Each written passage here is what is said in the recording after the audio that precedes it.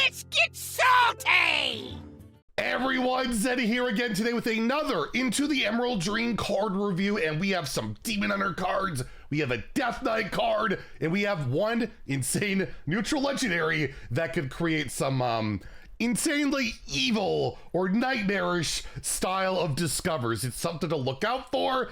And if you want to win these cards, we are giving away 2 regular pre-orders. And thank you to everyone. We hit 91,000 subscribers.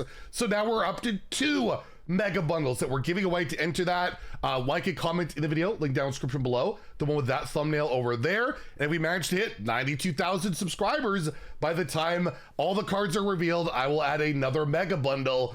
And there's no limit on that. We keep going after that.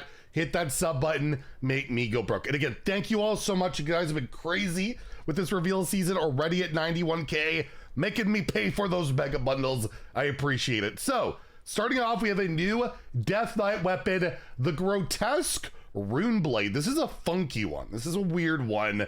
It has a blood rune and an unholy rune. So rainbow-ish or double unholy or double blood with, you know what I mean, right? What you could do. It's a 2 mana, 2 attack, 2 durability weapon, so that's really not very good. However, Battle Cry, if the last card you played had an unholy rune, you gain +1 attack. So then you have a War Axe. You have a 2 and a 3/2, and War Axe isn't really that good these days, although maybe it'd be good in other classes, I don't know. And you repeat for blood. So if the card also had a blood rune on it, then you also get +1 durability. So this basically caps out as a 2 mana 3/3 weapon, or 3/2 or 2/2. I guess if it just had a blood rune, I don't know if you'd even get the durability because it says repeat. It's a weird one, but regardless, yeah, you can get a 2 mana 3/3 weapon. Is that good? It's all right, but there's not really at least from the cards I've seen in standard, I think the only 1 mana blood and unholy rune card is like Fistful of Corpses, which you're not going to play on 1, right? So this doesn't curve super well, but you know, you just play an unholy card on 1, you play this on 2, you get a War Axe. It's probably fine. I just feel like it's not good enough. I just feel like this is not good enough in today's game. It doesn't spend corpses, although Necrotic's leaving, so spending corpses has a whole different implication in standard now. Like that, they used to be like you really wanted to ramp that up. Now you're not really wanting to spend corpses other than getting a good effect on a card. That's like completely changes the way we think about like rainbow style cards. Regardless of that, this doesn't spend corpses, and I just don't think it's amazing. I think it's like an okay serviceable weapon. But yeah, if you got a couple of like 1 mana like unholy blood cards come in the set, we don't know yet, this could be a lot better, right? So we'll see what those rune things look like going forward. But as it stands right now, I don't think this is a meta card. I think it's kind of weak. I'll give it a 2 out of 5 in standard, a 1 in wild. Even though it's even harder to synergize when it's you know, you can't play your 1 mana cards in an even deck or 3. It's just probably not going to work out so well. So yeah, it's cool design, interesting. The text box kind of funky. I'll use the word funky on that one, but we'll see. This one definitely can get better with the cards being revealed. Next, we have a new dragon for Demon Hunter. So this can be generated by like the priest card that can create dragons. Just for an example, right? The Nightmare Dragon Kin. It is a 3 mana 4/2 Death Rattle. You reduce the cost of the rightmost card in your hand by 2. So you get some mana cheat and you get a terrible body to go with it. But with Demon Hunter, there's typically, you know, you have Death Rattle synergies. There's like that 3 mana spell, I believe currently in standard, that can repeat the Death Rattle of a minion that's died. So maybe you can set something up to be like really cheap on the right side. However, because it's the right side, it's a lot harder to like influence than the left, right? The left, you can like reliably keep that card there and discount it, right? You're drawing or things are being added. It can get a bit messy. So I feel like this, you really want this to be kind of consistent on when it hits.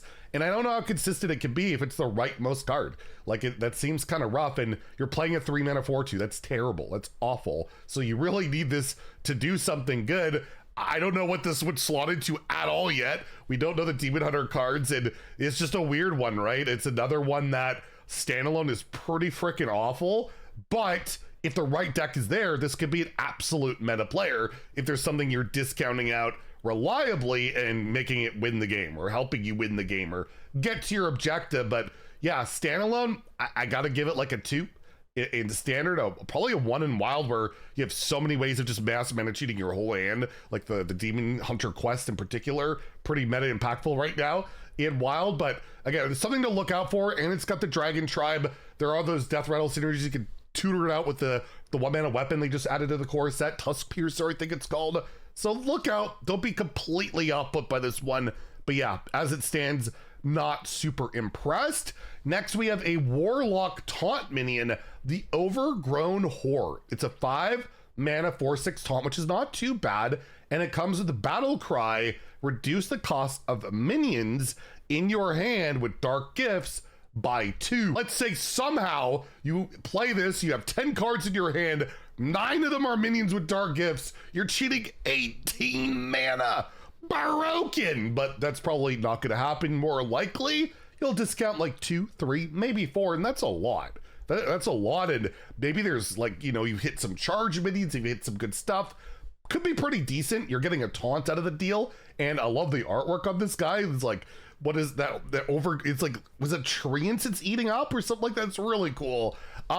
Again, we'll have to see what these dark gift cards will be like for Warlock. The neutral batch we've seen so far, not amazing, but we do have one more neutral dark gift card here that'll make this look pretty good. I don't know, I'll give it a 3. Dark gifts are like the main mechanic of the set. This is probably going to be a big payoff enabler of a lot of the stuff for Warlock, and Warlock's got life tap and card draw to fill their hand with stuff. So yeah, I'll give it a 3 out of 5 in standard and a 1 in wild, where I like dark gifts. I can't imagine working wild, but again, you never know. We also have 2 more neutrals here. So first, we have the Blood Thistle Illusionist, a 3 mana 2/4 demon battle cry. You summon a copy of this one, secretly dies when it takes damage. So similar to like Jandis, where you'd get like the 2 5-drops and one would die if it takes 1 damage. So basically the same deal. I don't think you get to choose. I think it's just secret. So if you're a streamer like me, might not be so secret, but for everybody else, yeah, it's a 3 mana 4/8. And they gotta, you know, guess which one to kill. It could be pretty easy to figure out with like a board wipe or whatever, but still, that's a decent amount of stats. It's a demon, so there could be other synergies to go along with that, particular in Warlock. Wouldn't sleep on this. Like that's really not bad, especially if they don't have a good way of dealing in damage or testing it like both at the same time. That could be a real pain in the ass. And with hand buffs, this also works pretty well, right? You get 2 giant minions, although again, one will die to just a damage, but I feel like it could be a decent tempo card, very good arena card. I just don't know if it's good enough for standard, right? Like, is that good enough in today's game? It's probably not, but it's like borderline. I could see this popping up, especially if hand buff paladin's still a thing. Maybe they play it and it's just really annoying to figure out which one to kill or whatever. So we'll go with a 2 out of 5. I kind of want to give it a 3, but I just feel like you probably just want more consistent stuff. Although it's kind of funny, we could have had another Shafar incident with this card, couldn't we have, right? We could have done the whole Shafar in like every class if Shafar had stayed the way it is. So glad they changed that, because yeah, you wouldn't maybe care about one of them dying if you're just constantly bouncing that spell burst around. Yeah, I'll give it 2 out of 5 in standard and wild, but good arena pick, and this one absolutely could pop up. Like I think this could be a meta card. And then lastly, we have a really cool demon here, a neutral legendary demon in the Nightmare Lord Xavius, a 4 mana 4/4 demon battle cry. Discover a minion from your deck, give it a dark gift. The first thing I thought when I saw this card, Goldred or whatever it's called, the Hunter Wild God, discover that and give it charge. Like, oh my god, and then hand buff it and kill. That could be a strat.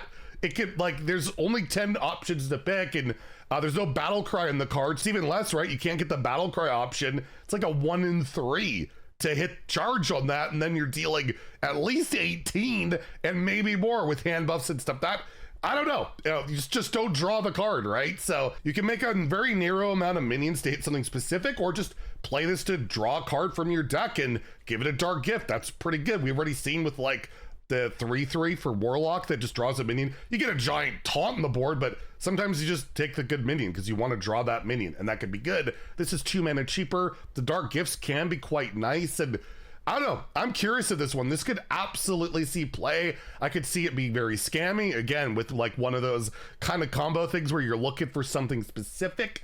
And yeah, it's not too bad, especially if you give it a Dark Gift. That Warlock taunt discounts it too. It's got some serious implications. It's a demon too, so maybe Warlock or Demon Hunter, you could window shopper this, for example. There's plenty to do with this card. I'm gonna give it a 4 out of 5 in standard. I'm not sleeping on this at all. It's a tutor effect. It buffs whatever you're getting. It can really do some good stuff. Or yeah, double battle cry on a really good battle cry could be really nice too. Incendious double battle cry, right? That could do, if you shutter block Incendious with a Dark Gift that has the oh my god, that's a lot of damage. So yeah, I'll give this a 4 out of 5 in standard, and probably a 2 in wild. In wild, again, tutoring out specific minions can be very powerful, and this is a neutral way of doing that. There's not a lot of that in the game right now for like a neutral discover a minion that I could think of. So actually, I'll give it a 3. I actually think this could slot into like certain Highlander decks, maybe a Reno deck, something like that, or not, I'm sorry, a Shutterwalk deck, something like that, right? So not entirely like thinking this isn't wild viable. It seems like a really good card. So there you go. That's all the cards for now. We'll have more later today, so stay tuned. If you enjoyed the video, please like and subscribe. Have a great day, and stay salty, my friends.